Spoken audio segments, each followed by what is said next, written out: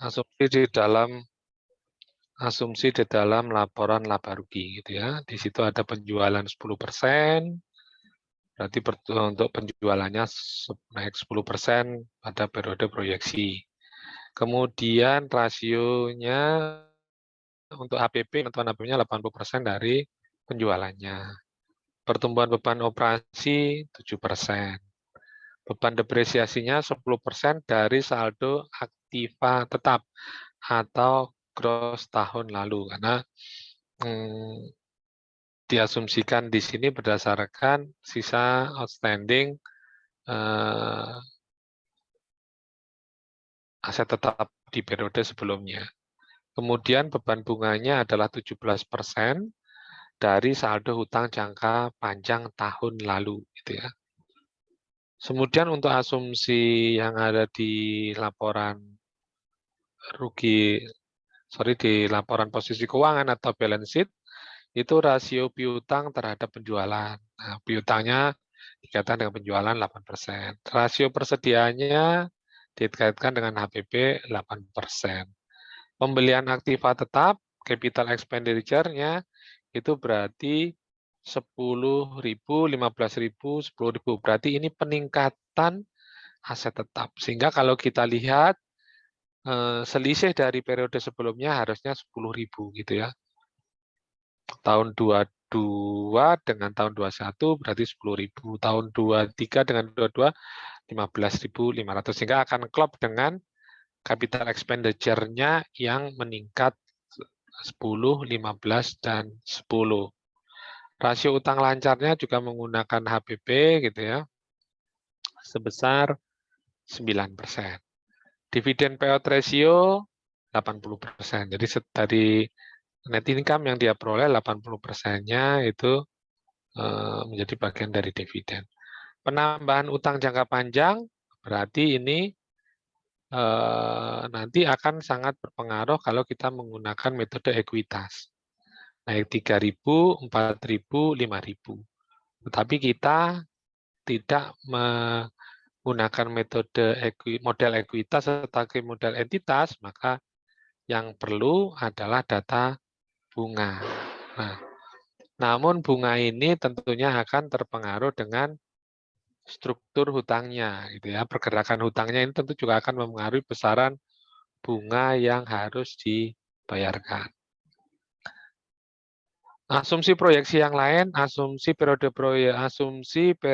proyeksi 3 tahun, asumsi pertumbuhan periode kekalnya 5%. Tadi pertumbuhannya 10%, tetapi ketika terminal value, maka dia menggunakan growth 5%.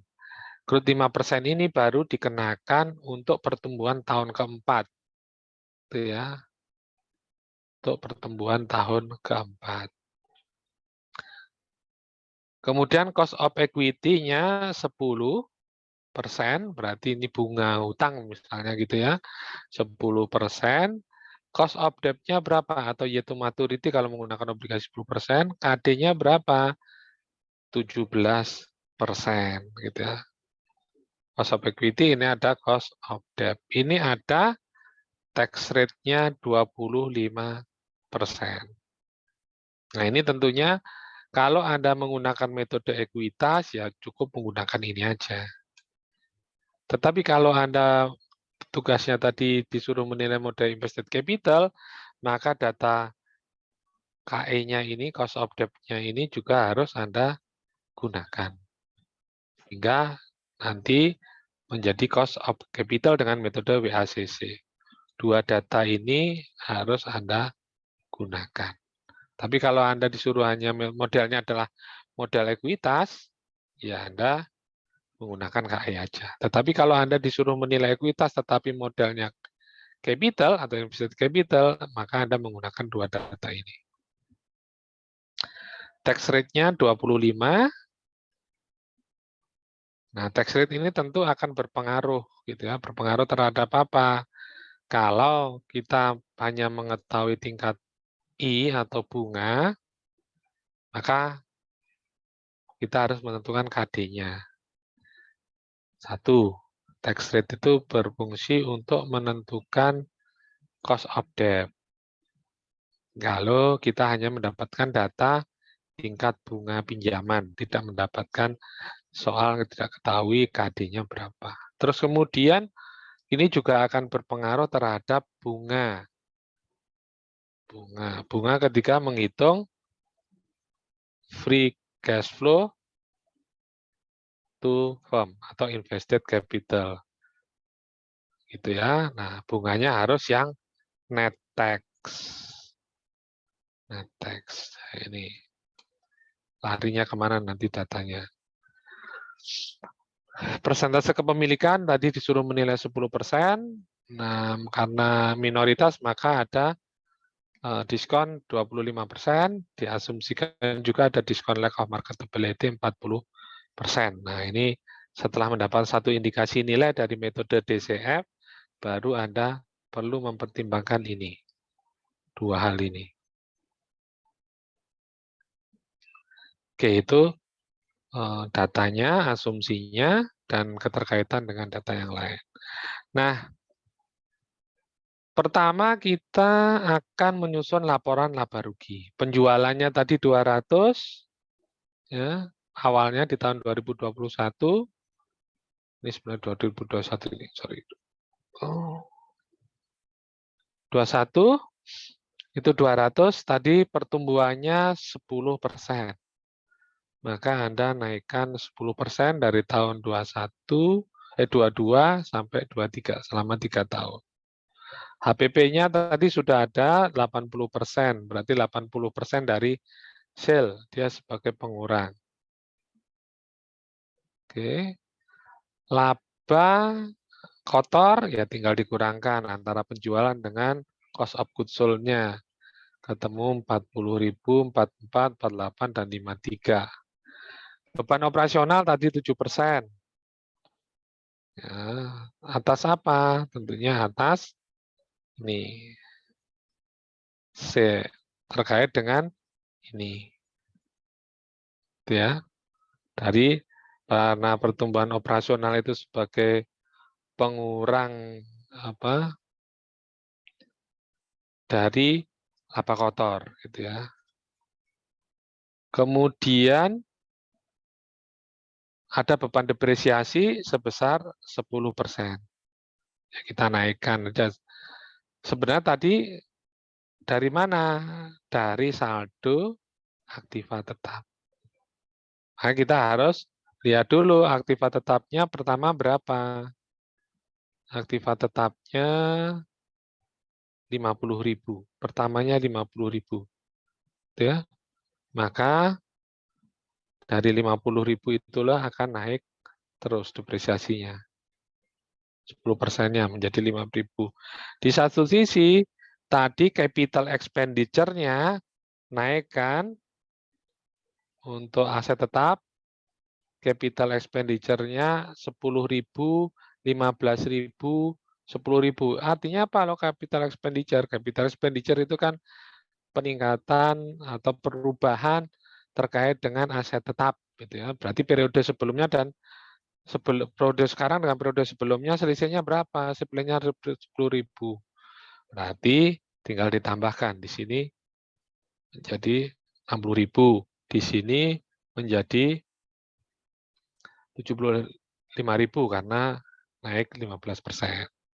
Sorry, 15.000. Dan terakhir naik 10.000 gitu ya. Tuh, maka ke sini juga 75 ditambah 10. Oke, tadi ada saldo 50, 60, 75, 85. Nah, ini saldo periode sebelumnya dari aset tetap menjadi dasar untuk menentukan depresiasi. Makanya yang 50 ini menjadi 5.000 di proyeksi tahun 2002. Proyeksi tahun 2003 untuk depresiasinya mendasarkan pada saldo aktiva tetap tahun 2002, berarti 6.000. Yang sini proyeksi tahun terakhir dia sebesar 10% dari tahun 2023 gitu ya untuk 2024. Berarti 7.500. 75.000, 10%-nya 7.500. Oke, tinggal dikurangi, maka laba kotor dikurangi dengan laba operasional dan beban operasi, ketemu laba operasi 15.500 ini yang aktualnya, yang selebihnya tinggal Anda ikuti dengan cara yang sama, ketemu 17.600, 19.502, dan 21.239. Nah, beban bunga 17% dari saldo utang jangka panjang tahun lalu. Maka untuk bisa ke sini Anda harus lari ke hutang jangka panjang. Sini, saldonya 27 kali 17%-nya berarti ketemu ini, 45. Ini rumusnya 0,17% kali D63 berarti utang panjang. Nah, tadi ada ketentuan diasumsi bahwa dia ditambah. Terkait dengan perubahan utang itu adalah 3.000, 4.000, 5.000. Maka langsung aja Anda tambahkan dengan 3.000. Periode berikutnya Anda tambah dengan 4.000. Periode berikutnya Anda tambah dengan 5.000. Nah, dari sini menjadi dasar untuk mengisi beban bunga. Sini. Kalau yang ini kan given, ini aktual ini. Yang pertama. Laba sebelum pajak, ya berarti earning before interest and tax Anda kurangi dengan pajaknya, gitu ya. Pajaknya kalau yang di sini kan 30, yang periode di soal berikutnya kan sesuai asumsi 25 gitu. Artinya ini untuk yang ini aja tidak dipertimbangkan yang ini. Nah, yang berikutnya itu Anda menggunakan 25 sesuai dengan asumsi. Oke. Pajaknya 25, kalau ini kan given nih sebenarnya karena ini soal. Nah, ini 25%, ini 25%, ini 25%, sehingga ketemu net income-nya. Oke. Sampai sini bisa dipahami ya, laba ruginya? Bisa, Pak. Oke. Selanjutnya kita ke laba rugi. Ke laporan posisi keuangan. Nah, posisi keuangan kita kas. Kas ini tentunya kalau kita bicara laporan keuangan harus paham namanya, harus membentuk artikulasi gitu ya. Apa itu? Keterkaitan antara satu laporan dengan laporan yang lain. Sehingga kalau kita mengisi kas ini, harusnya kita menggunakan data yang mana dari template jawaban kemarin. Ini akan kita isi berdasarkan apa? Atau kita cross-check berdasarkan apa? Yang kas? Laporan arus kas ya, Pak? Iya, ini harus klop dengan laporan arus kas. Angkanya ada tabel berikutnya yang harus kalian isi kan itu adalah arus kas. Arus kas itu harus klop nilai akhirnya dengan nilai kas yang ada di laporan keuangan. Sehingga nanti akan kita lihat ini seperti apa. Oke, piutang dari penjualan, rasio piutang terhadap penjualan 8% ya. Dari 8%-nya dari penjualan. Ketemu periode 1 sampai periode berikutnya. Persediaan tadi pakai HPP ya. Ya HPP-nya berapa? 8%-nya adalah persediaan. Total aktiva lancarnya, ya ini tentunya total dari ke sini. Cuman kan kita harus lihat kasnya dulu gitu ya. Tapi ini total semua aset lancar. Kalau ada nanti sewa dibayar di muka, kalau ada apa surat berharga, investasi dalam surat berharga, maka juga harus menjadi bagian dari sini. Aktiva tetap tadi udah kita bahas, intinya dia naik sesuai perubahan dari capital structure-nya. Akumulasi depresiasi gitu ya, langsung ditambahkan dari yang diasumsikan 5.000, 6.000, 7.000 ini dari mana? Ya kita ambil aja. Artinya apa? Sudah ada akumulasi 20.000, maka untuk periode berikutnya ya berarti ditambah depresiasi di periode itu yang kita ambil dari laporan keuangan. Kaitannya kan gitu ya. Ini kan kalau laporan posisi keuangan itu kan laporan bukan berdasarkan periode, tapi per 31 Desember. Kalau ini kan periode. banyak periode tahun itu. Setelah itu ya ditutup, di closing, nggak ada lagi menjadi nol semua kecuali ini. Makanya di sini depresiasi yang 5.000 nanti pasti akan di closing gitu kan, ditutup buku ke retained earning gitu. Habis itu berarti nol. Cuman ini akan masuk ke neraca di dalam ini akumulasi depresiasi tambah 5.000 menjadi 25, ini tambah 6.000 menjadi 31 dan ini ditambah dengan 7.500 menjadi 38.500 untuk akumulasinya. Ini netnya, ini net depresiasi sih sebenarnya, ini net aset. Net aset. Net asetnya ya dikurangi menjadi 30, 35, 44, 46. Oke. Total aktiva, nah nanti kita akan lihat kasnya berapa. Kemudian utang lancar, rasio terhadap HPP. Berapa tadi? 9%. Maka Anda tinggal kalikan aja 9% dari HPP-nya. Utang jangka panjang tadi udah kita bahas, dia berubah mengikuti perubahan asumsi, perubahan penambahan utang gitu ya. Ekuitas, nah untuk mengedit ekuitas ini kita harus klop dengan mana? Laporan perubahan ekuitas ya. Iya, nanti kita harus dasarkan dengan laporan perubahan ekuitas atau laporan perubahan modalnya. Jadi ada dua ya yang perlu kita cross, ekuitas dan kas. Nah, kita perubahan ekuitas sekarang. Saldo awal, ya saldo awal tahun 2021 berapa? Sorry. 21 berapa? Di sini kita lihat ekuitasnya 29 kan? Ini 29, ada. Perubahan ekuitas 29 gitu ya. Laba bersihnya berapa? Kita ambil dari laba ini 29. Sorry, balik lagi. 29 ekuitas, maka di sini juga kita masukkan 29. Saldo awal. Laba bersihnya, kita lihat laba bersih periode ini 9694. Kan? 9694. Dividen, bayar dividennya berapa? 80% dari 48. Apa 48 tadi? Sesuai asumsi. Dia menggunakan laba. Karena tadi di dividen payout ratio-nya, DPR-nya adalah 80%. 80% dari mana? Dari net income. Fungsinya, sifatnya apa? Pengurang. Makanya ini dikurung gitu ya. Pengurang sehingga saldo awal ditambah laba bersih dikurangi dengan pembayaran dividen, maka ini adalah saldo akhir dari ekuitas. Nah, akan masuk ke sini, ke laporan posisi keuangan, balance sheet atau neraca. Ini klop, ini dan ini klop akhirnya. 3167. Dan dengan cara yang sama, ini akan menambah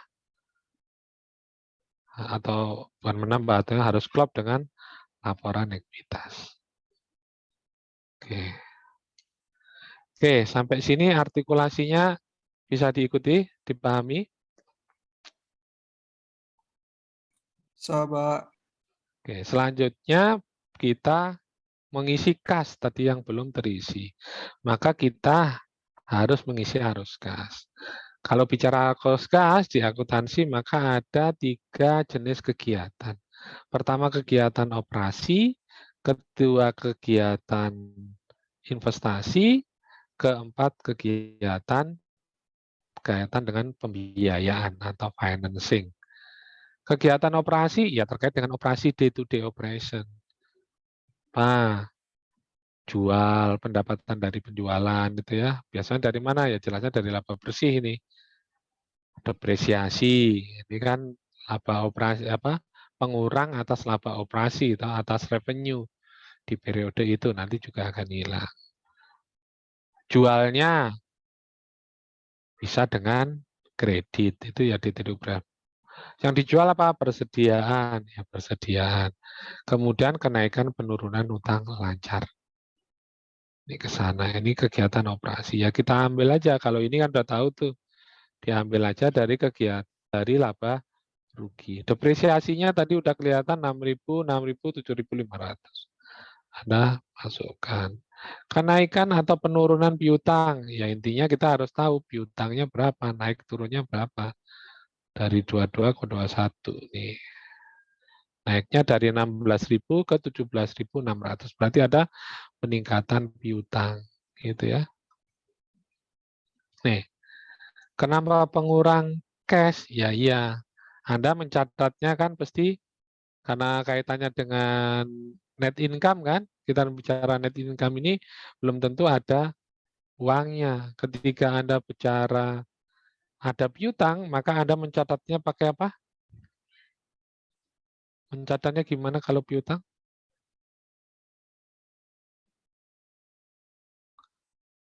Pendapatan pada piutang, benar nggak gitu? Ya kan? Ya, Pak. Ya, artinya apa?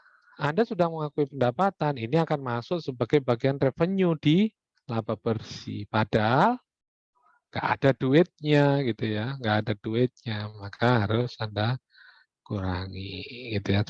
Penurunan kenaikan persediaan juga begitu. Persediaannya naik nggak gitu. Persediaan kita lihat di sini 12.800 menjadi 14 meningkat gitu ya, meningkat. Berarti ada pengeluaran untuk membentuk persediaan. Berkurang lagi 1280 gitu ya. Kemudian penurunan utang lancar. Utang lancarnya menjadi meningkat gitu ya. Coba kita lihat utang lancarnya. Menjadi meningkat kan dari 14 menjadi 15. Total dari kegiatan operasi. Oke ya. Kemudian kegiatan dari kait investasi. Apa itu investasi? Nah, investasinya tadi bertambah atau berkurang? Tambah, Pak. Bertambah. Efeknya gimana terhadap arus kas? Ngurangin duit. Ini bisa nggak bertambah? Kalau kita jual aset. Ya, kita jual aset. Kalau lebih sedikit. Ada nggak lagi yang bisa bertambah? Transaksi apa lagi? Atau terkait dengan investasi apa lagi selain aset tetap? Kemungkinan bisa Anda masukkan di sini.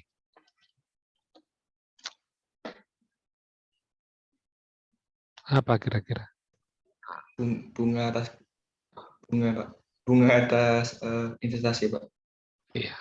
Kalau Anda punya investasi berupa sekuritas gitu ya, punya sekuritas obligasi perusahaan lain, punya sekuritas saham BNI Mandiri gitu ya. Tapi bukan yang di sisi obligasi kanan, yang bukan di sisi kewajiban. Tetapi ini uang nganggur Anda, belum Anda bisa gunakan, Anda investasikan di sekuritas. Maka nanti kalau terkait pembelian sekuritas, ya akan mengurangi arus kas. Tetapi kalau Anda menjual sekuritas yang Anda miliki, ya akan menambah arus kas dari kegiatan investasi gitu ya. Bisa dipahami sampai sini? Gitu ya. Kemudian arus kas terkait dengan financing. Kaitan dengan financing ya ada dua. Kalau enggak obligasi atau utang jangka panjang gitu ya. Bisa utang jangka panjang, utang bank jangka panjang yang mengandung IBD gitu ya. Bisa juga penerbitan ekuitas.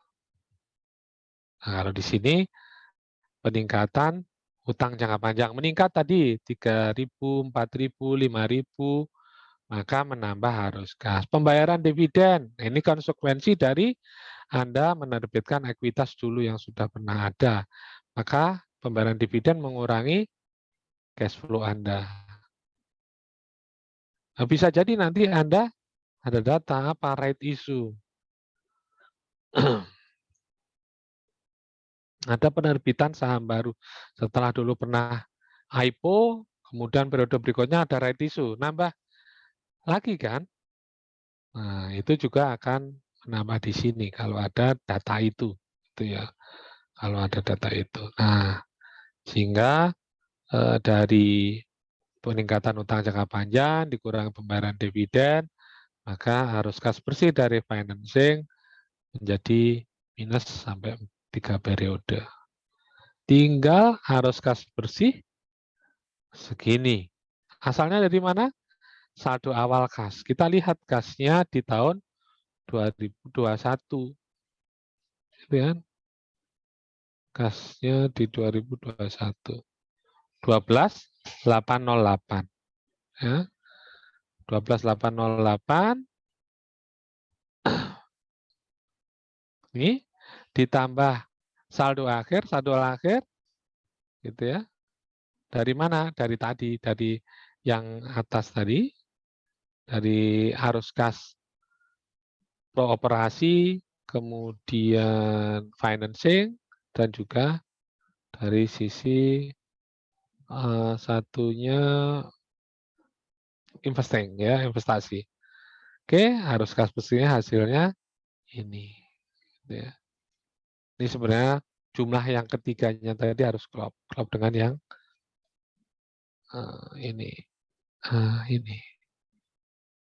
Net income-nya yang 13 dari operasi, aktiva tetap 10, dan arus kas dari kegiatan financing. Totalnya sekian. Aduh, totalnya sekian. Sebenarnya ini merupakan selisih kan, ini sama ini. Gitu ya.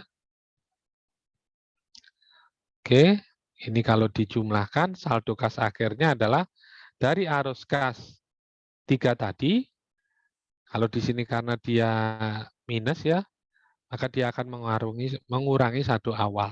Sehingga sisanya menjadi 11.307.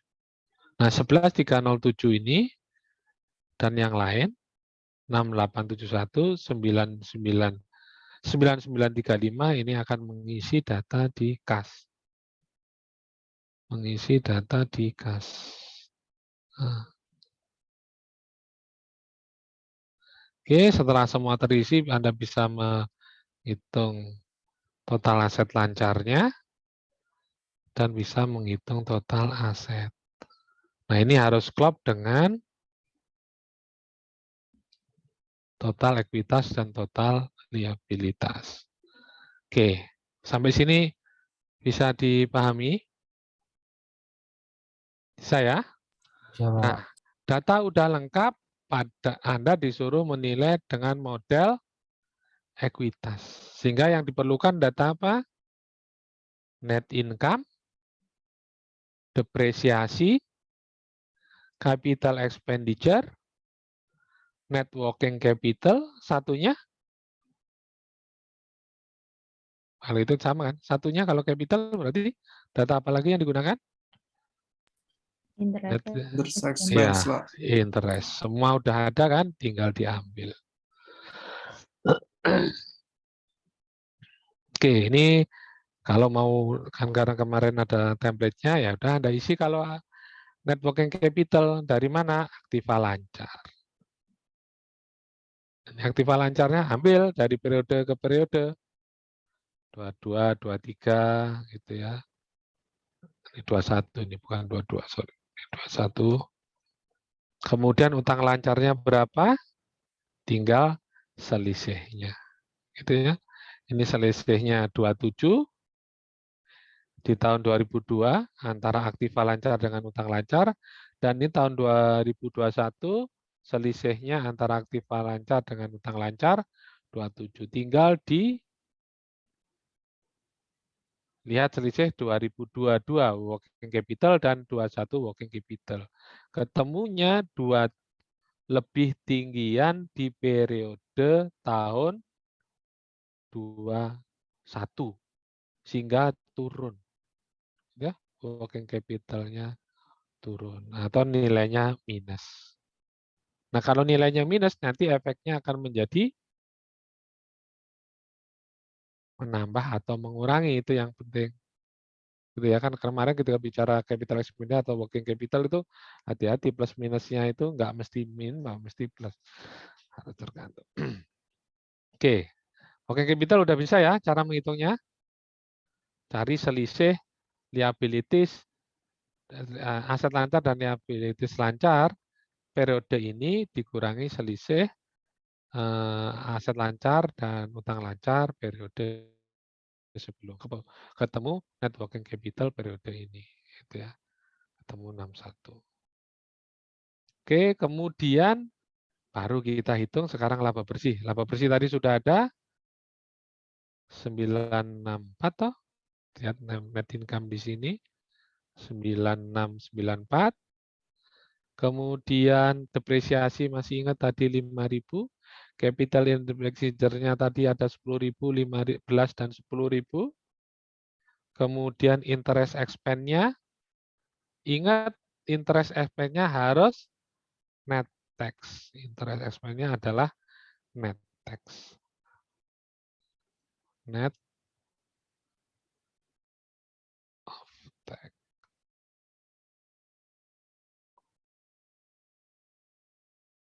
Oke, sehingga secara rumus Anda lihat di sini interest-nya dikalikan 1 min 25 karena asumsi pertumbuhannya tadi 25. Coba kita lihat bunganya berapa tadi.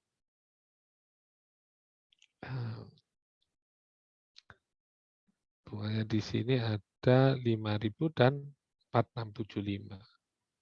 Oke, periode itu maka kita kalikan dengan 1 min 25. 4.000 berapa tadi? Oke, ketemunya 3.000. Net working capital-nya tinggal kita ambil dari yang sini. Oke, capital 61, ini 61. Oke, sehingga hasil akhirnya laba bersih ditambah depresiasi ditambah capital expenditure karena dia menambah maka sifatnya dia mengurangi. Kemudian interest expense-nya ya sifatnya berarti menambah, ya sebenarnya bunganya bersifat menambah gitu ya, makanya di sini rumusnya min itu ya karena menambah, dan net working capital min artinya menjadi menambah. Oke, sehingga ketemu 8261. Oke, dengan cara yang sama ketemu segini. Ini ketemu cash flow, free cash flow to firm atau invested capital, FCFF. Tahun ke-1, tahun ke-1, tahun kedua, tahun ketiga.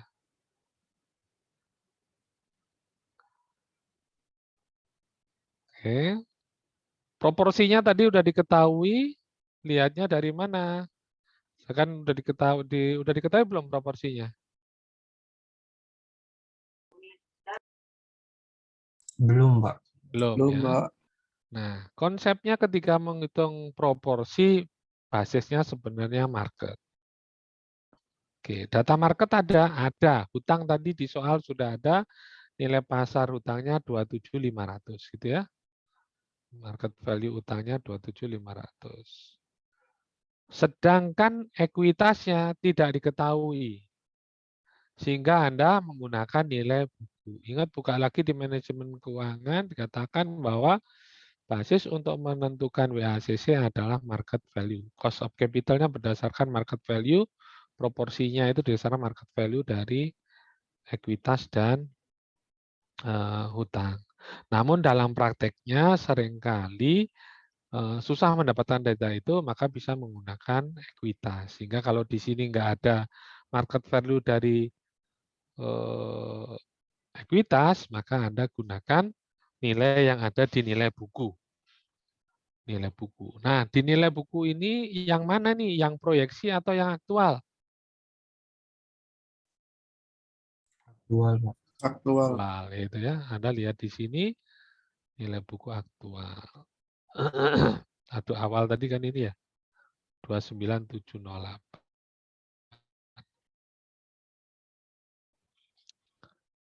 Oke, totalnya segitu, proporsinya totalnya ada 57, secara proporsi 0,48, sekian, dan 51, sekian. Anda bulatkan 48, gitu ya, karena pembulatan bulatkan 48 untuk 0,48% untuk hutang dan 52% untuk ekuitas.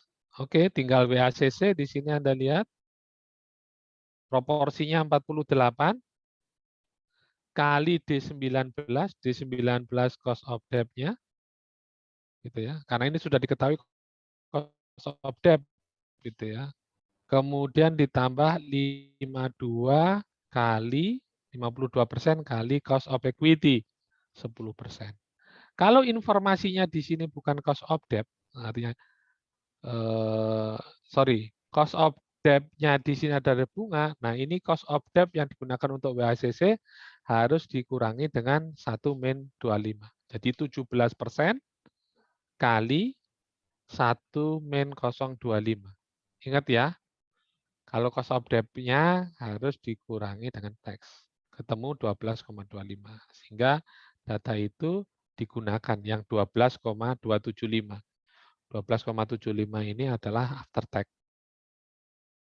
Jadi 48% proporsi debt kali 12,75% ditambah 52% kali KE-nya 10%. Bisa jadi nanti kombinasinya KE-nya dengan menggunakan borrowing capacity dan lain-lain, kan bisa aja. Oke, sampai sini udah tahu cara menemukan WACC ya? Oke.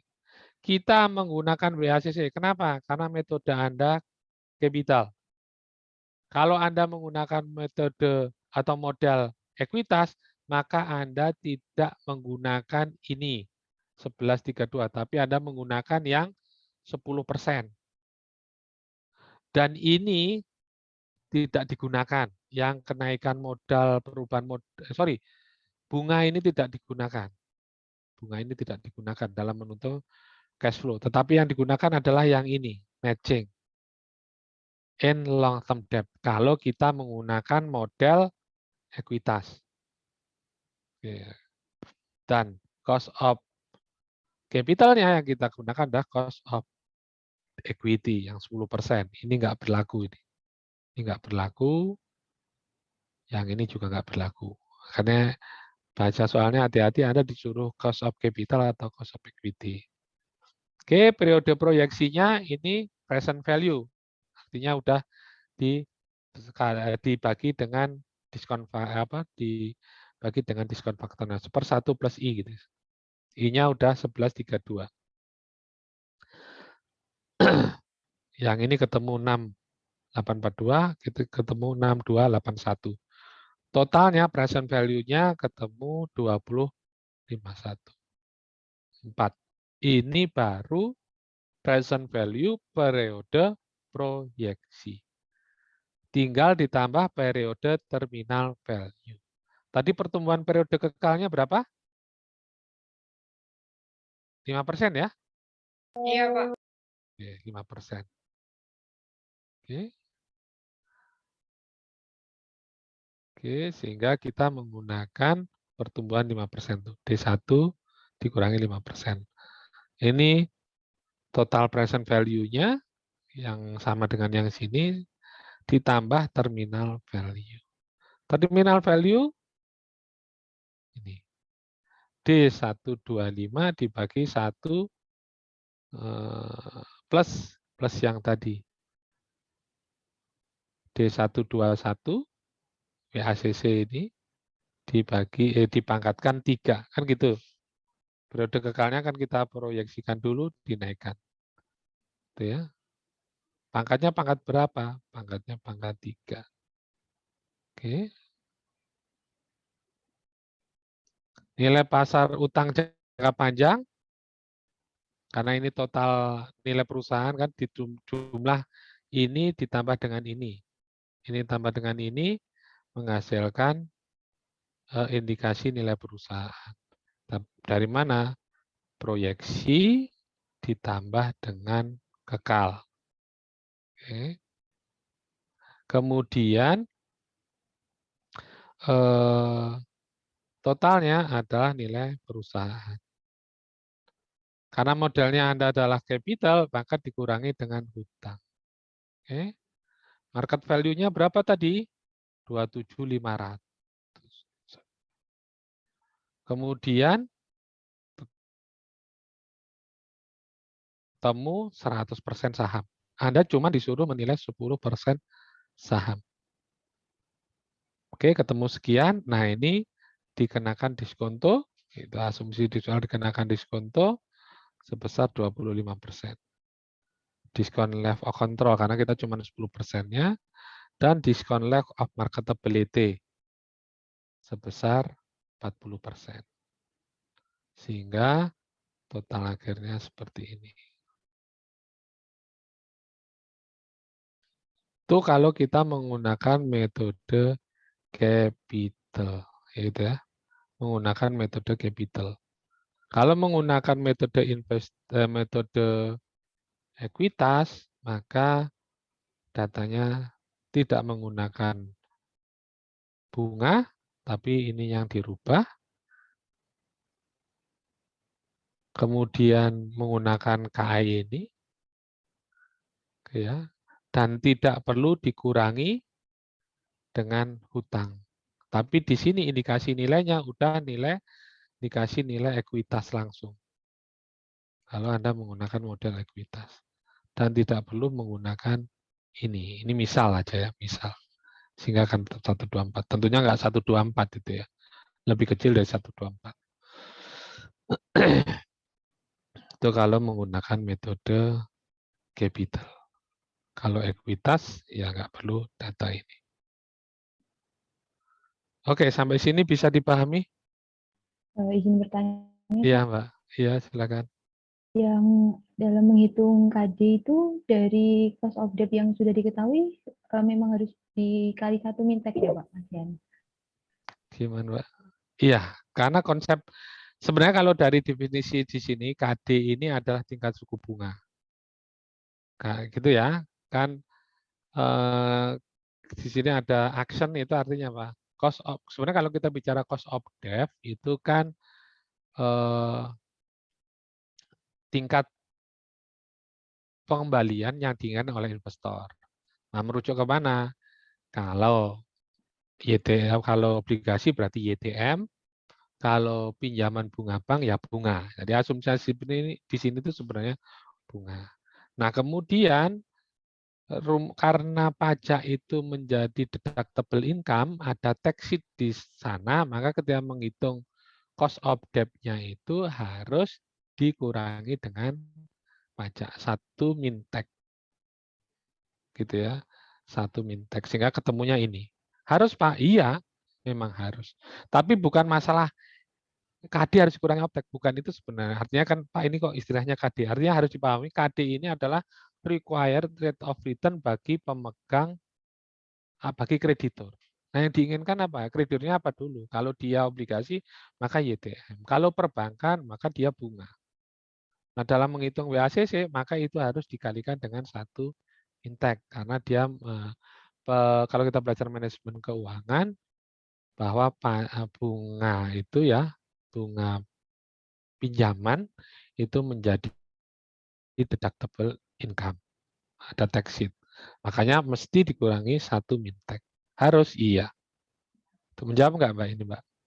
Ya, sudah dapat dipahami, Pak. Iya, Kemudian, Oke, lanjut. kemudian itu Pak, mau tanya lagi Pak, kalau dalam menghitung cost of equity, misalkan di soal itu disebutkan ada unsystematic risk, itu harus ditambahkan juga enggak Pak ke cost of equity-nya? Oke, jadi gini, kalau ini soal ya, artinya gini, ketika kita menentukan cost of equity, itu kan kita mempertimbangkan berapa tingkat required rate of return yang diharapkan dari pemegang saham ekuitas dengan berdasarkan risiko yang dihadapi. Nah, ketika kita mengetahui risiko-risiko itu bisa kita breakdown gitu ya, ada sistematik dan unsistematik, maka ya harus dijumlah. Karena intinya risiko yang dihadapi oleh investor itu yang sistematik itu terkait dengan pasar, makanya dicerminkan dengan beta gitu ya. Plus risiko unsistematik kalau diketahui pamannya skala, kemudian diketahui terkait dengan apa lagi? Kemantapan atas laba gitu ya, size, skala, kemudian terkait dengan risiko yang melekat di perusahaan itu gitu ya. Ya harus kita tambahkan gitu. Nah, itu pun kalau modelnya CAPM. CAPM. Tapi kalau modelnya menggunakan peta industri, maka menggunakan leverage dan unleveraged beta. Gitu. Atau mungkin informasinya hanya risk premiumnya dilihat dari sekuritas Amerika Serikat dan sekuritas Indonesia. Indonesia country risk Indonesia-nya berapa? Ya tambahkan antara yang Amerika dengan yang Indonesia gitu. Karena dianggap bahwa risiko berinvestasi di saham Indonesia itu lebih besar dibandingkan di Amerika. Kalau menggunakan data di Damodaran gitu.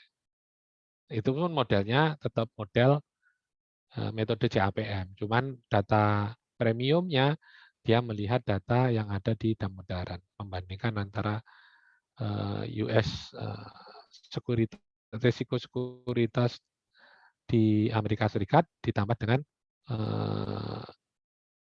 ekuitas sekuritas country risk premium di Indonesia ditambahkan. Jadi kembali lagi lo pertanyaan tadi, kalau ada definisi diketahui data itu ditambahkan Pak? Iya ditambahkan kalau Anda menggunakan metode CAPM. Artinya dirinci kan, ya Anda tambahkan. Kayak di mata yang kita pelajari gitu ya. Di bukunya Pratt, di bukunya Ruki kayak gitu. Menjawab ini Mbak? Ya, sudah dapat kami Pak. Terima kasih Pak. Ya. Izin Oke, bertanya cukup. Pak. Ya, Izin bertanya silakan. Pak. Terkait Ya, yang ditanyakan Tiara tadi Pak. Kan kalau misalkan ada apa ya tadi risk, ya intinya risk itu Pak. Itu nyari datanya dari mana ya Pak? Yang kayak skala-skala tadi Pak. Saya agak lupa nama. Skala.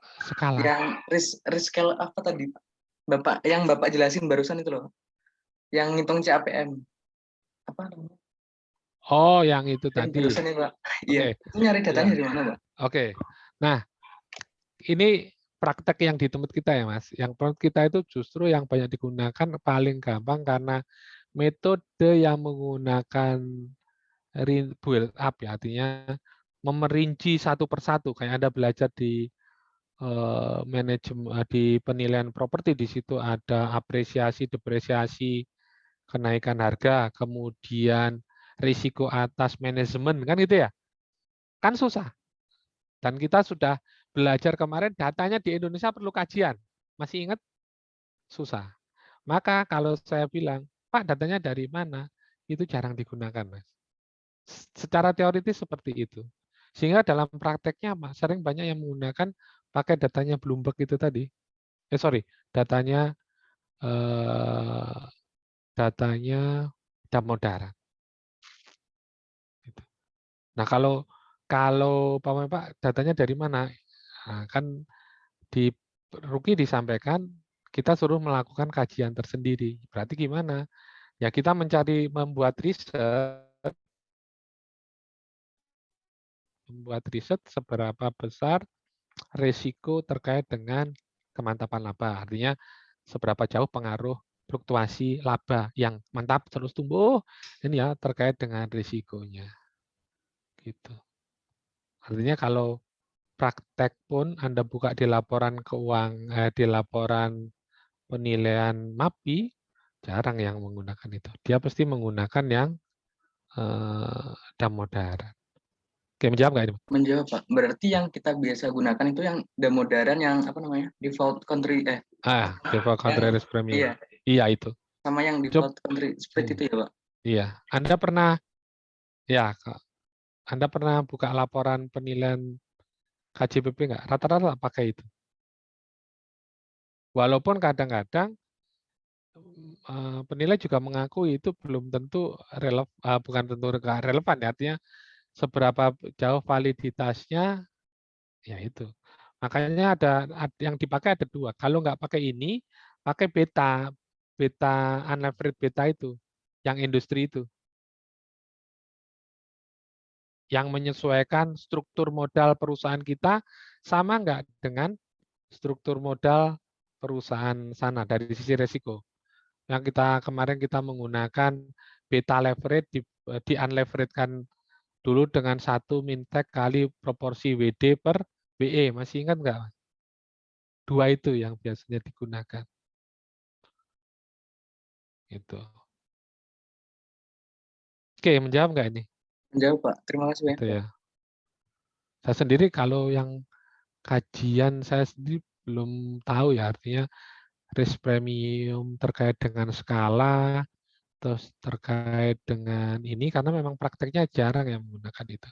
Cuman dikatakan di Ruki maupun Fred, terutama di Ruki ya, dia mengatakan ya harusnya kita melakukan kajian. Dan saya belum pernah menemukan kajian terkait dengan risiko size, risiko terkait dengan fundamental kan, artinya yang tadi yang laba perusahaan. Gitu. Nah, dalam prakteknya, kalau Anda buka laporan keuangan, pasti dia menggunakan, kalau obligasi menggunakan spread antara Sun dengan rating, risiko rating perusahaan itu ya, yang ngambil di apa itu, IPBA ya, kalau nggak salah. IPBA atau IBBA, lupa saya. Di situ kalau terkait dengan ekuitas, nanti dia kalau nggak menggunakan datanya Damodaran, ya pakai leverage dan unleveraged beta. Data industri yang ada itu, yang di apa itu, Povindo mengeluarkan kan itu, sudah keluar beta. Terkait dengan betanya ya, tapi itu rata-rata gitu.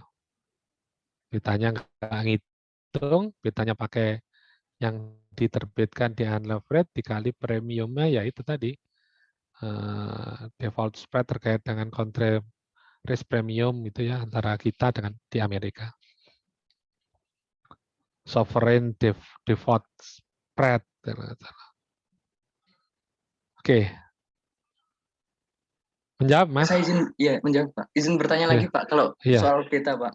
Kalau misal kemarin kan diajarinya kami itu apa namanya, yang metode yang unleveraged sama leveraged beta perusahaan tertutup, Pak.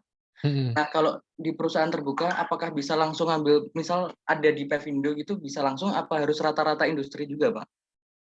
Kalau perusahaannya terbuka yang dinilai. Kan sebenarnya itu rata-rata, Mas. Aduh, ntar. Takutnya.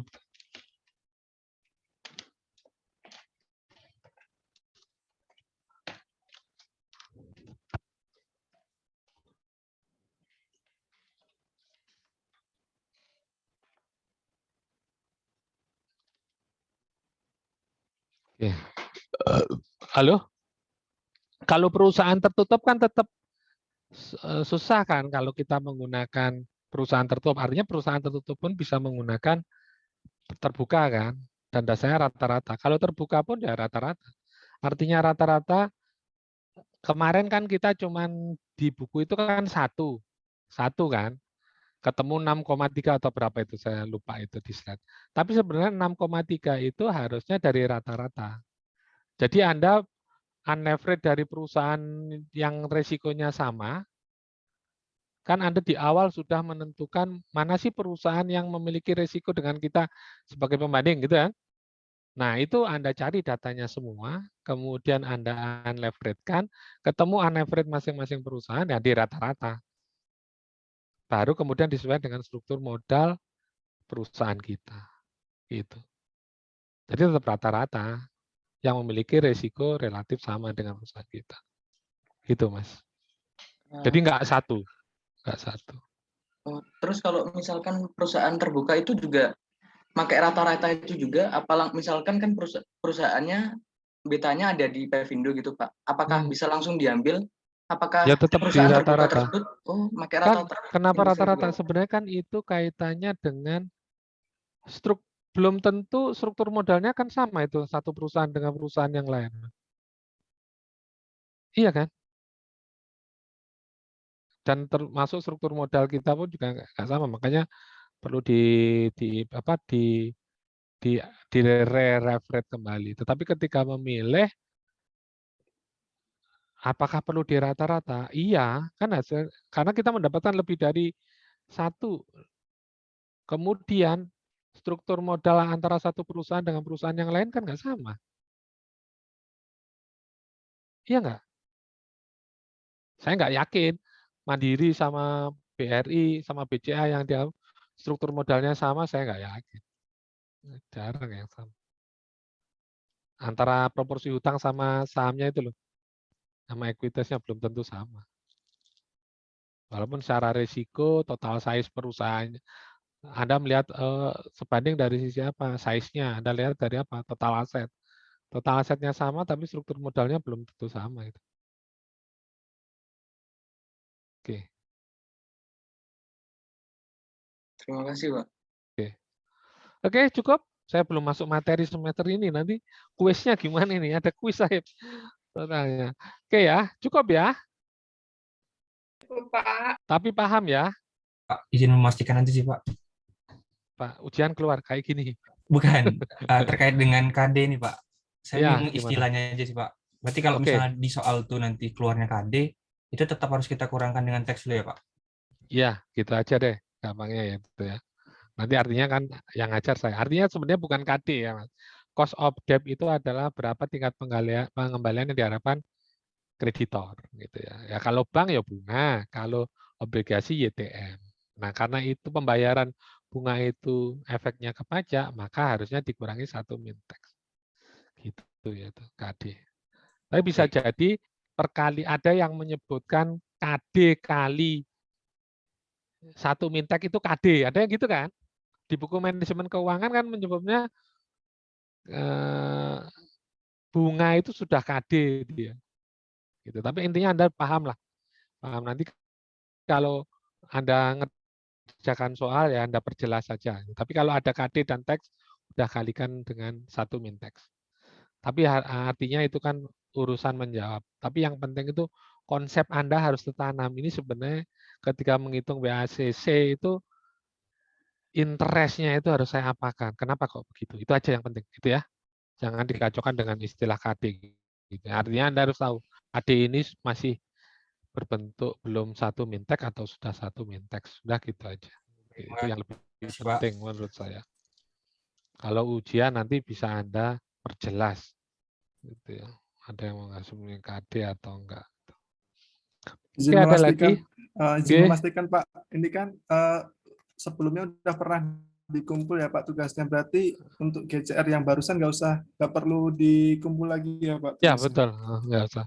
Saya pikir belum karena kelas yang satunya itu belum kemarin. Oh iya Saya Pak. pikir ini belum. Iya, Oke. terima kasih Pak. Oke. Sama itu ya Pak, kalau boleh minta hasil pembahasan Excel-nya ini Iya, ya Pak. nanti saya Soalnya share. teman-teman ada yang ketinggalan nih Iya, Pak. Terima kasih nanti Pak. bisa di tracing di sini.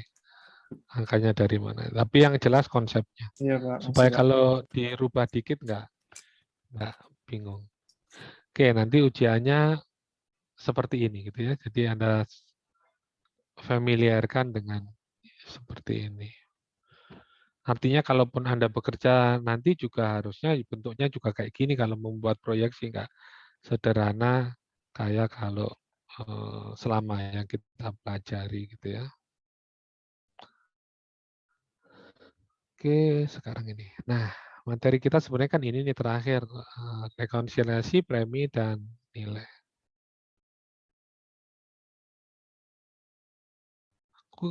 Kita selesai itu jam berapa kuliah? Jam 3 4 ya? Pak. Jam 4 ya? Ini udah setengah. Oh, udah 1 jam ya. Oke, saya pikir ini setengah jam cukup lah. Oke, diskon premi dan ini apa? Ntar saya tak buat bukti aja dulu. Nanti takutnya lupa kalau pertemuan terakhir itu padat. Seringkali lupa.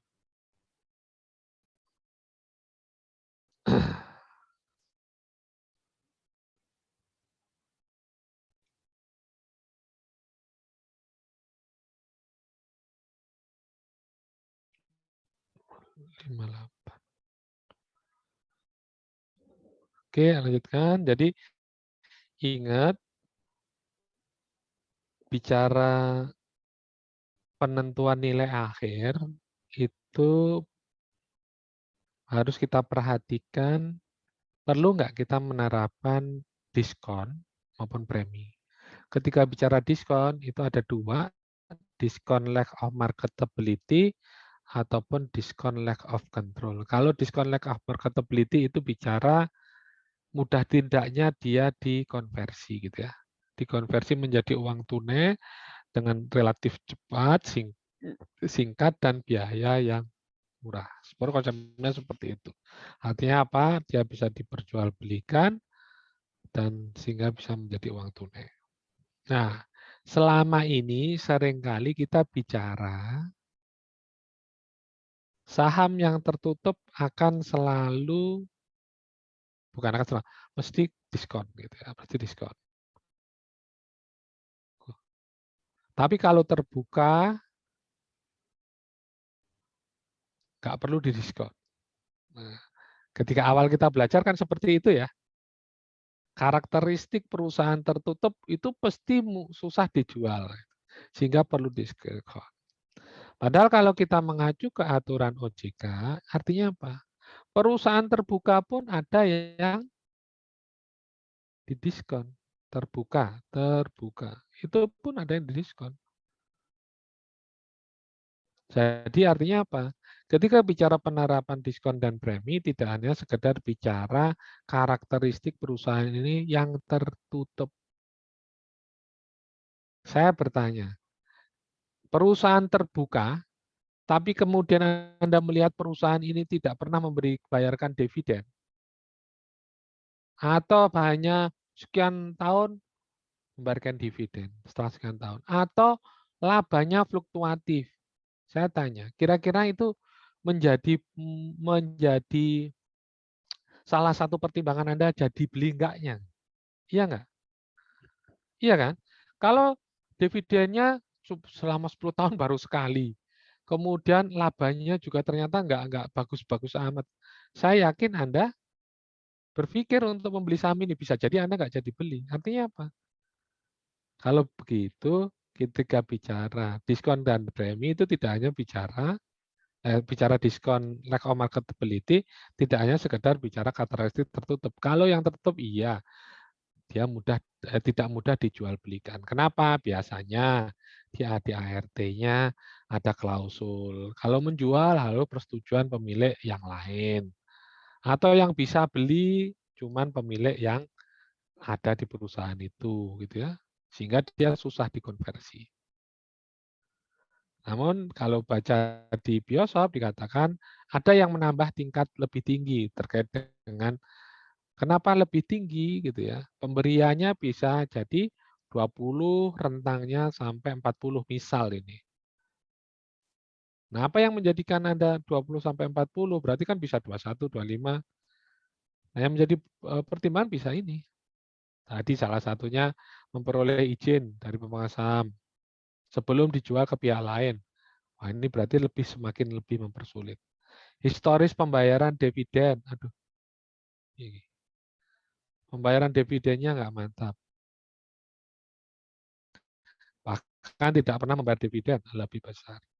Prospek penjualan saham perusahaan lain kecil. Ya. Dan Anda dapat lihat dari mana transaksi jual belinya.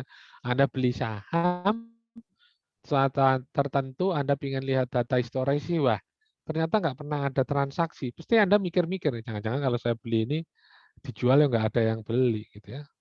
Di satu sisi, ketika tadi bicara rentang, mungkin Anda kasih yang 21, saya nggak ngasih yang 35 atau 3. Pertimbangan apa?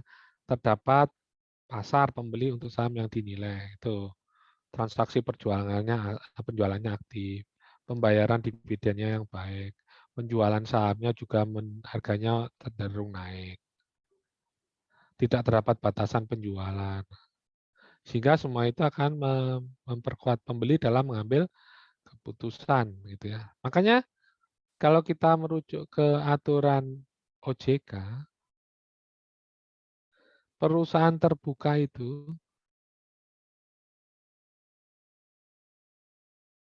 untuk yang mayoritas, jadi karakteristiknya terbuka, yang dinilai majority, itu dia mendapatkan indikasi nilai 10-30%. Apa hal yang menjadi pertimbangan? Ya tadi, artinya apa? Perusahaan terbuka itu belum tentu loh. Artinya, Anda kalau berpikiran perusahaan terbuka itu nggak ada dilomnya, mereka pasti mudah dijual. Tapi lihat dulu saham yang mana, kan itu ya. Kalau saham blue chip iya mungkin. Tapi kalau sahamnya yang jarang diperdagangkan gitu ya, Anda mesti mikir-mikir. Gitu ya. Artinya apa? Ya nggak mudah dijual. Gitu. Sehingga apa? Perlu. Nah, akhirnya makanya bentuknya juga rentang. Kalau minoritas, dia lebih tinggi, 10-30. Kalau mayoritas, paling besar 20. Paling besar 20. Artinya kalaupun Anda memberikan 0%, ya boleh-boleh aja. 1% boleh-boleh.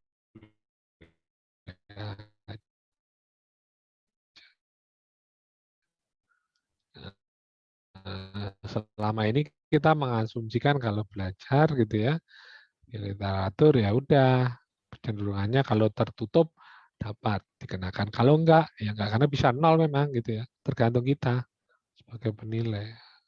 Hasil tadi menganalisa kemantapan laba, dividen, transaksi jual beli, terus kemantapan harga penjualannya atau penjualannya. Nah, akhirnya 0 aja. Ya nggak salah, boleh. Oke, kalau perusahaan tertutup itu mayoritas 20-40, minoritas 30-50. Gitu ya. Artinya diskon lack of marketability itu tidak hanya sekedar bicara terbuka atau tertutup. Karakteristik lain yang dipertimbangkan. Oke, itu terkait dengan mudah tidaknya dikonversi. Ada lagi penerapan pengurang diskonto, tapi kaitannya dengan kontrol. Satunya terkait dengan penambahan atas kontrol. Nah, ini sifatnya menegasikan, artinya saling menegasikan. Kalau diskon ya diskon kontrol, tapi preminya enggak. Maka nanti dia rentangnya cuma bicara kalau di aturan di lock sama di lom itu satu ring sama. Oke, kalau konsep diskon lack of control atau premi ini sebenarnya C nih, sorry. Di lock. Konsep di lock ataupun premium ini ya, for control, premi for control itu kaitannya dengan kendali atau tidak ada kendali gitu ya. Biasanya bicara mayoritas atau tidak mayoritas.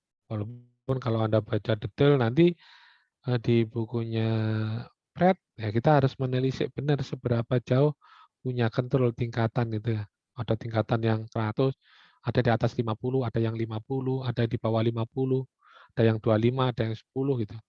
Tapi ada jenis tertentu nggak mayoritas tapi punya kendali bisa jadi. Contoh, kalau bicara saham BUMN itu ada yang apa itu? Seri A gitu ya. Nah, itu yang cuma satu tapi punya kendali. Contoh itu contohnya. Oke ya, pengendalian, kontrol. Oke, ini kelebihan dari kendali. Gitu ya. Hak prerogatif seorang manajemen pemegang kendali itu bagi untuk terhadap manajemennya apa? Bisa menunjuk manajemen, mengganti dan lain sebagainya, gitu ya.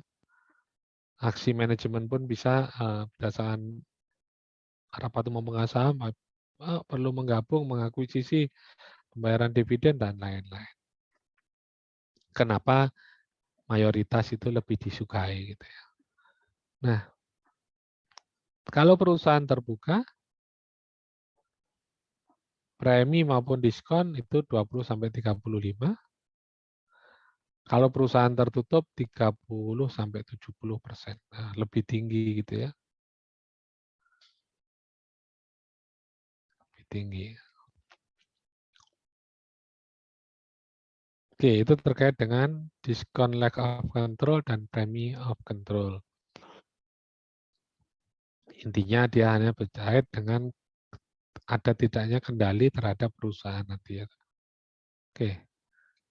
Ini contoh menghitungnya, tadi kalau sebenarnya udah kita bahas ketika membahas soal tadi, misal ini indikasi nilai berdasarkan pengendali, Anda masih ingat dulu leveling, dari yang punya kendali sampai majority, ini di tengah-tengah itu freely traded, gitu ya.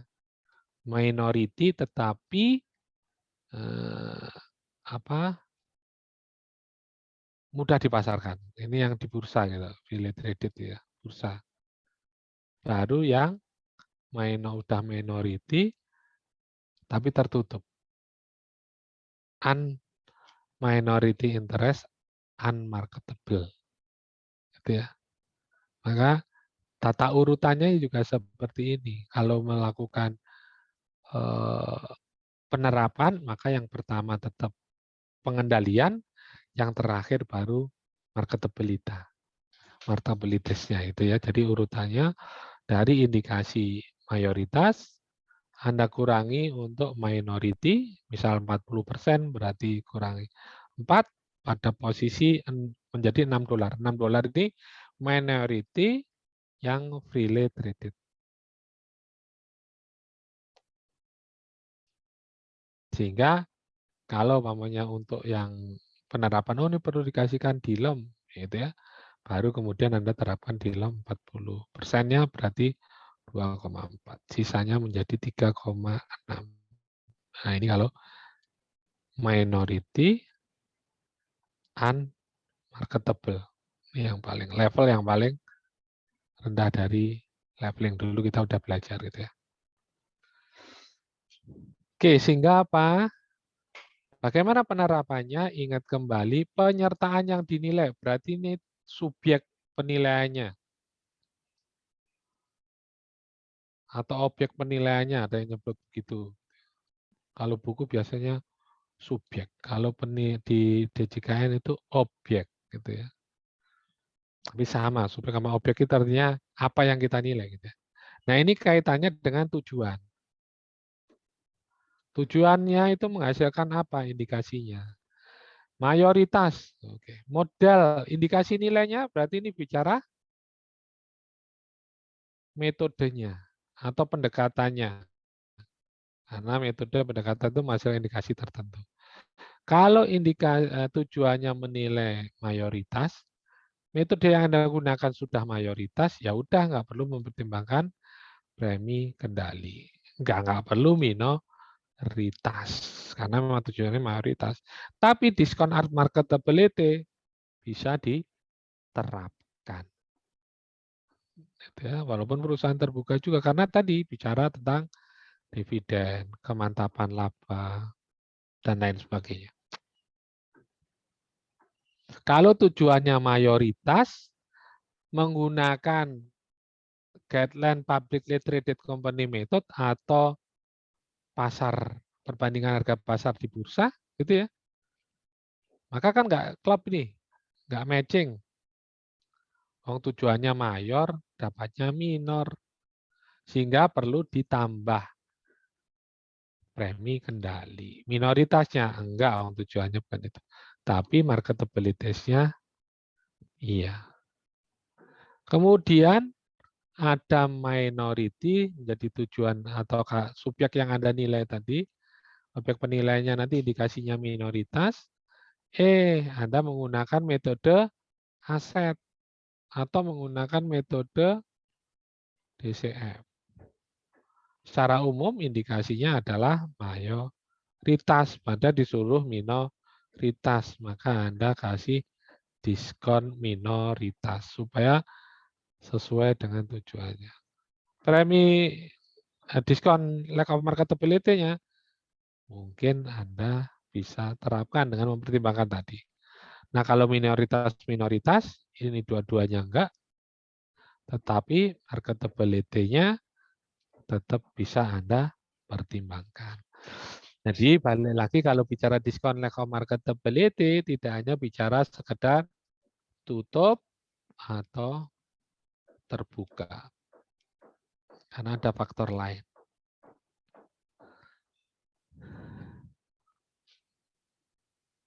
Ya, saya lanjutkan. Setelah itu Anda indikasi nilai yang Anda hasilkan kalau menggunakan lebih dari satu pendekatan atau satu metode, maka rekonsiliasi. Ya, lebih dari satu. Buat apa? Bobot rata-rata tertimbang. Bobot yang lebih tinggi diberikan pada hasil yang lebih mencerminkan gitu ya, atau metode yang paling dianggap lebih akurat. Ya kalau untuk AIPO bisa jadi Anda melihatnya oh menggunakan ada aset, ada pasar. Maka pasar mungkin Anda anggap ini lebih relevan. Nah, dan sebagainya. Nah, ini contohnya sama aja kayak tadi. DCF, indikasi nilainya 2,1 juta, Anda anggap DCF itu yang paling lebih mencerminkan nilainya, Anda kasih bobot paling tinggi. Ketemu 60, ini sisanya berarti yang 40 untuk metode yang satunya. Apa? MAM. Merger and Acquisition Method. Ketemu 1,1. Itu ya.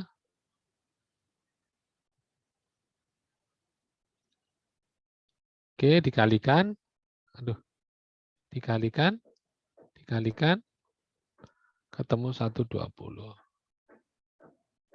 Oke, temu ini kurangi dengan 20% dilomnya. Dikurangi ini dilomnya 35 namanya. Dikurangi ketemu 286, ketemu 118. Ini Anda tambahkan, maka ketemu 1294. Oke.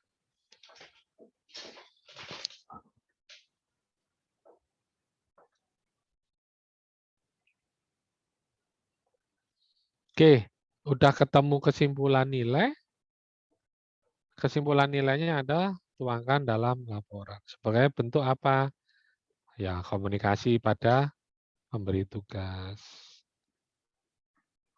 Pengambilan keputusan. Apa? Penetapan nilai limit. Dasar AIPO, dan lain sebagainya.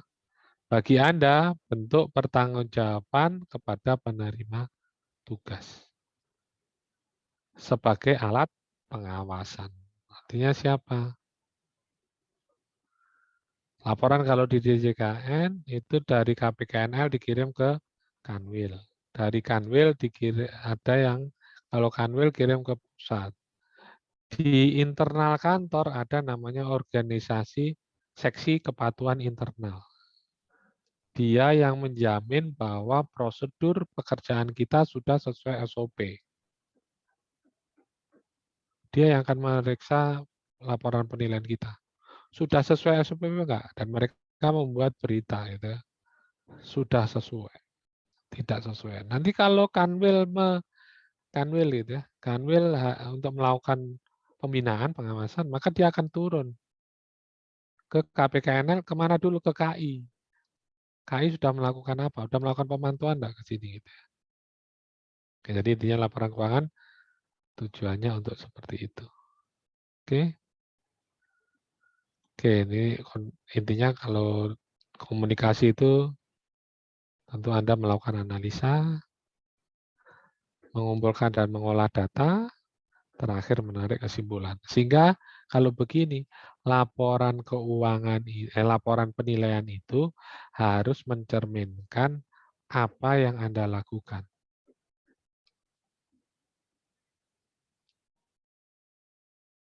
Ceritakan di situ.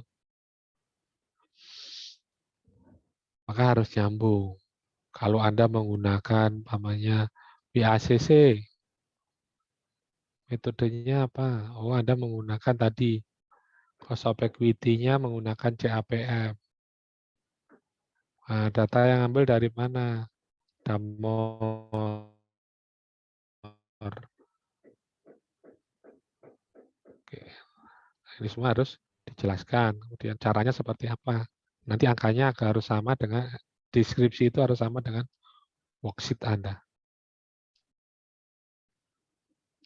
Harus sama. Ya, cerita. Jadi jangan sampai berbeda. Nah, seringkali kalau kita jadi penilai, seringkali ya, kalau pas buanter, maksudnya buanter itu pas banyak kerjaan, yang laporan itu template. Ini yang bahaya itu. Worksheet-nya ngomong A, deskripsinya ngomong B. Yakin udah. Pas masif-masifnya ada kemungkinan besar gini. Dan seringkali kayak gini. Jadi temuan itu ya pas banyak-banyaknya kegiatan, 2 minggu ke lapangan, 3 hari atau seminggu di kantor, balik lagi 2 minggu ke lapangan. Gitu terus selama 3 bulan umpamanya. Wah, udah dikejar deadline, tapi kadang-kadang akan menjadikan kita mainnya template. Cut paste, lupa. Oke, standarnya ini udah ada pada semua ya. Intinya properti Anda udah dapat sama gitu ya, cuma nanti berbeda. Yang menjadi detail terkait simulan nilai ditandatangani oleh ketua tim dan anggota. Kalau di DJKN warnanya harus biru. Warna tanda tangannya biru. Oke, itu materi kita untuk diskon dan premi. Saya hanya menambahkan bahwa intinya ketika penerapan diskon premi sudah ada ketentuan di OJK, ada rentang di sana dan hal-hal yang dipertimbangkan tidak sekedar bicara terbuka tertutup, mayoritas minoritas gitu ya, tetapi kita juga bicara tadi berbagai hal yang menjadikan seseorang mengambil keputusan beli atau tidak ya, diskon.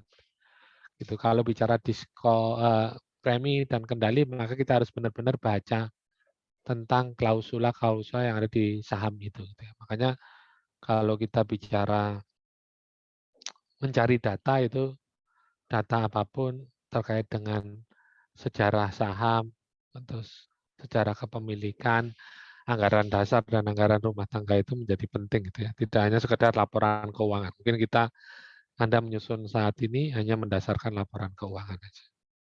Nanti dalam prakteknya ya nggak sesederhana itu. Gitu ya. Oke, itu terkait dengan diskon dan premi. Laporannya udah dikirim ya ke ini. Dikirim ketua kelompoknya aja nggak apa-apa. Oh, berarti perwakilan saja ya, Pak? Ya, Cukup perwakilan ya? aja. Tapi kalau udah terlanjur kirim semua juga nggak apa-apa. Memastikan lagi, Pak, berarti yang dikumpulkan itu berupa laporan dalam PDF sama kertas Worksheet. kerja Excel-nya, Iya, ya, Pak? betul worksheet-nya. Oke, Gitu ya. Pak. Terima kasih, Pak. Oke, ada pertanyaan? Kalau nggak ada, oke. Karena ini waktunya udah tinggal 1 jam, langsung saya share aja ujiannya. Mungkin untuk presentasinya berarti karena waktunya nggak nyampe itu ya. Oke, presentasinya nanti saya ambil nilainya dari laporan sama worksheet bener enggaknya gitu ya. Kelas 58.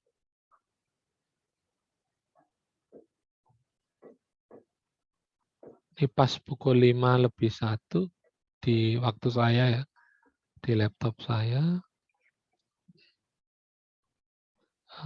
Kemudian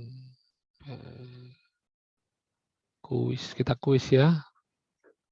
Nanti dikumpulkan di GJR juga. Sudah diterima soalnya?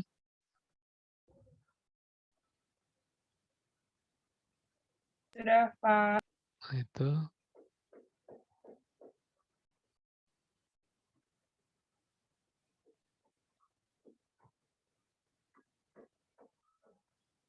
Oke, 1 jam cukup ya?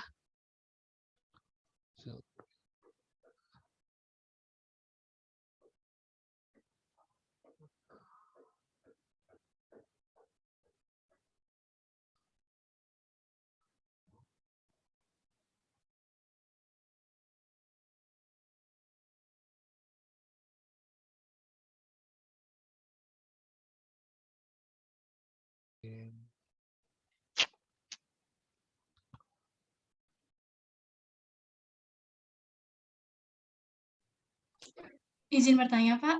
Ya, Pak. Apakah diperbolehkan menggunakan Excel, Pak? Boleh. Waktu Lalu mau format waktu. penamaannya bagaimana ya, Pak? Format apanya? Format penamaan.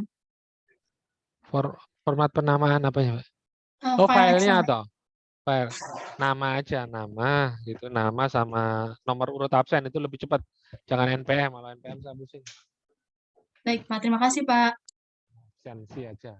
Karena saya kalaupun kumpulin nilai itu absensi. Dulu kalau kuis terus pakai NPM, wah saya pusing gitu ya. Karena kelasnya udah acak kan ya. Pusing benar saya kalau NPM itu pusing. Ini itu aja. Apa? Share screen. Oke, soal pertama itu Anda ada data di situ ya. Dari data itu Anda menggunakan pendekatan pasar. Nah, dengan data itu saya pakai model yang mana nih gitu ya. Silakan menilai dengan model yang sesuai, metode yang sesuai. Hati-hati. Itu ada data apa sehingga Anda bisa saya pakai model yang dengan data itu saya pakai yang mana nih? Model equity atau model invested capital. Soal yang kedua itu bicara menilai saham 100 saham itu artinya 100 itu 100% saham, sorry. Nomor 2 100% saham gitu ya. Per tanggal 31 dalam model dengan model kapital dengan metode DCF. Oke, itu sudah ada data, ada yang utang jangka panjang, ada yang bunga, makanya mana yang digunakan data-data itu gitu ya. Paham? Nah, ini metode terkait dengan data seperti ini gitu ya. Nah, kira-kira dari data ini Anda bisa menggunakan metode apa gitu ya. Apakah kalau asetnya apakah yang adjusted book value atau excess earning gitu ya. Yang terakhir soal nomor 4 itu sudah ada proyeksinya di sini. PT PBB proyeksinya tahun ke-1, nah, Anda disuruh menilai dengan metode direct capitalization atau capitalized economic future income method gitu ya. 100% saham. Oke, ada pertanyaan? Oke, untuk nanti ujiannya 30 soal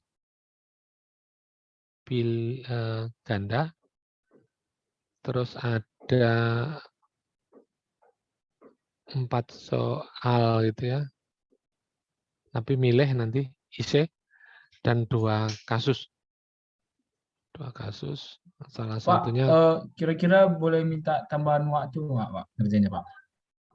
oke, berapa nih? Setengah jam ya? Ada kuliah Mungkin nggak malam? Ada kuliah. tugas deadline sih malam, Pak, tugas kelompok, Pak. Nah, udah, mau tambah berapa? 1 jam 45 menit boleh, Pak?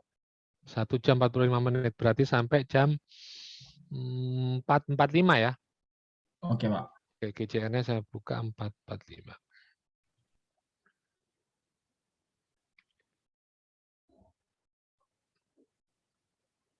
Itu datanya sudah ada, Anda tinggal ngitung langsung. Udah nggak perlu buat proyeksi, langsung aja ngitung.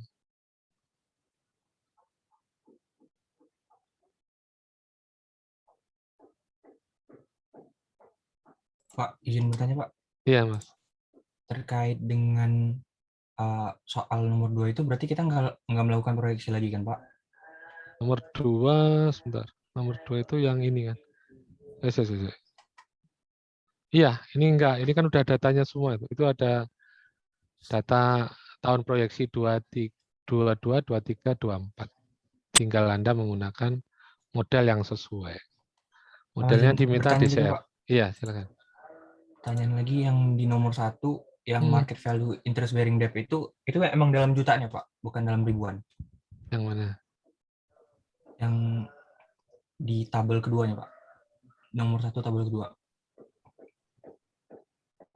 Oh, yang ini? Ya, itu jutaan atau ribuan, Pak?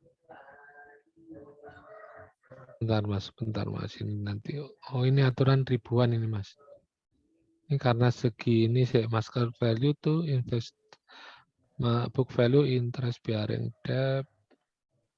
Oh, ribuan ini. Ribuan, sorry. Makasih koreksi. Ini ribuan Terima ya. kasih, Pak. Karena kalau ini pasti minus nanti. Ribuan. Oke, teman-teman, untuk yang soal kedua, untuk yang tabel kedua ya. Iya kan? Untuk tabel Ya, yang Pak, soal kedua pertama tabel itu ribuan juga. Bukan jutaan.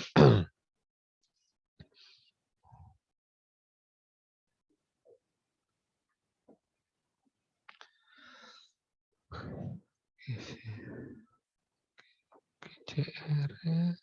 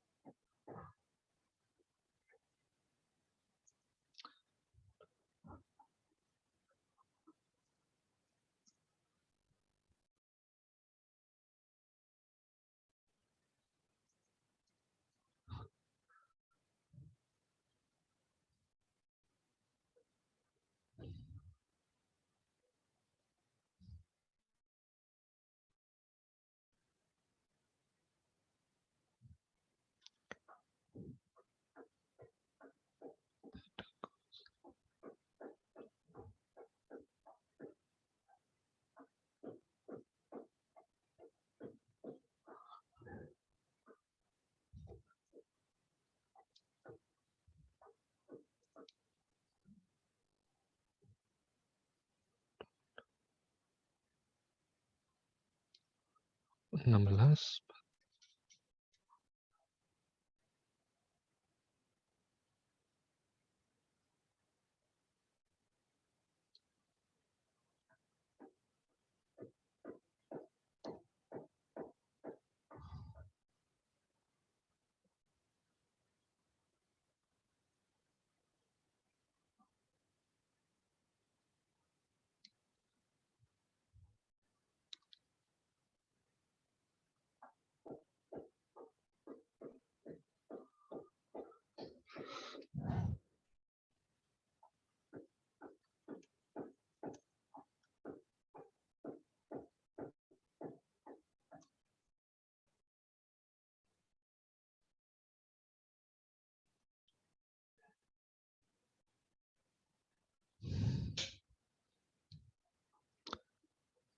Aljeris Daniel hadir. Hadir, Pak. Angela, Milia, hadir. Hadir, Pak.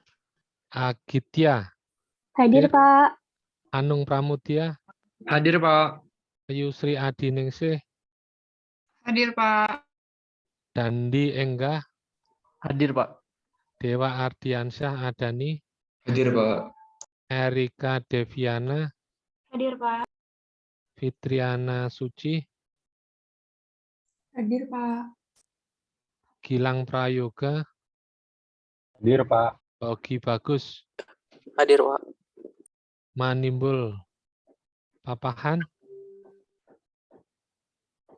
hadir Manimbul. Manimbul Oh ya, lewat hadir. chat, Pak. Oke.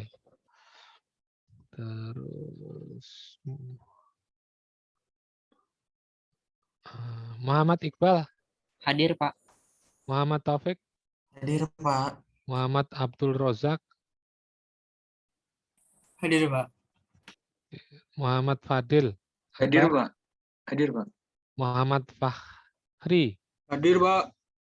Muhammad Lutfi Nur Aziz, Hadir, Pak. Naufal Saka, Hadir, Pak. Puguh Nugroho, Hadir, Pak. Putih Lenggo Febi, Hadir, Pak. Raihan Nur Aziz, Hadir, Pak. Surya Triosla, Hadir, Pak. Tesya Twinka, Hadir, Pak. Tiara Rosanti, Hadir, Pak. Tri Maharani Permatasari, Vanessa Mara. Hadir, Pak.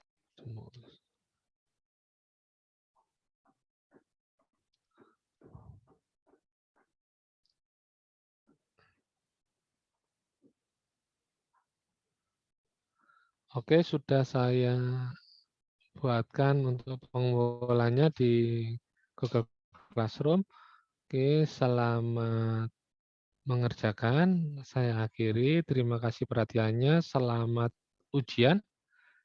Selamat belajar dan semoga bertemu di semester berikutnya dengan mata kuliah yang berbeda. Selamat sore. Assalamualaikum warahmatullahi wabarakatuh. Terima kasih ya Pak. Saya mewakili teman-teman ingin mengucapkan terima kasih ya Pak atas materi yang telah diberikan dari pertemuan pertama kemarin dan semoga bisa bermanfaat untuk kami semua dan kami mohon maaf ya Pak jika selama pertemuan dengan Bapak kami sering melakukan kesalahan baik yang sengaja maupun yang tidak dan saya sebagai PJ bersama dengan Surya juga ingin meminta maaf ya Pak jika selama ini kami ada kesalahan atau kekurangan di dalam membantu Bapak dan mohon doa restunya ya Pak untuk kami kelas 508. Semoga di dalam mengerjakan UAS nanti selalu diberikan kemudahan dan kelancaran. Oke, sama-sama Mas. Intinya terima kasih perhatian selama ini. Terus semoga semua sukses gitu ya. Dan yang penting belajar gitu ya. Yang penting belajar latihan gitu ya. Karena ini termasuk mata kuliah yang MKB gitu ya. Nggak boleh. Artinya apa yang saya sampaikan mungkin saya ada kekurangan dalam menyampaikan dan seringkali saya ulang gitu ya. Karena memang beberapa kali dari ujian itu seringkali konsepnya itu tidak dipahami sehingga ketika menerapkan seringkali tidak tepat atau kurang tepat gitu ya. Tapi intinya masih ada waktu, silakan belajar dan soal-soal yang saya sampaikan itu semoga membantu untuk bisa mengerjakan ujian dan bermanfaat nanti di dunia kerja. Oke, gitu ya. Oke, terima kasih. Assalamualaikum warahmatullahi wabarakatuh. Saya izin live ya. Sekali lagi Pak, minta foto bareng sebentar boleh Pak? Oke. Ayo Ini teman-teman untuk biar Alwis cepat. ya. Untuk album wisuda gitu ya. Ya Pak, untuk dokumentasi ya. Perjalanan gitu ya. Ya Pak. Oke teman-teman udah siap semuanya. Bang Surya, tolong bantu screenshot ya Bang. Oke, dalam hitungan 3 ya teman-teman. 3, 2, 1. Nah, sekali lagi kayak bebas. 3, 2, 1. Oke, sekali lagi tahan. Ganti gaya. 3, 2, 1. Baik, Pak. Terima kasih, Pak. Oke, sama-sama. Sukses semuanya. Jaga kesehatan ya. Izin live.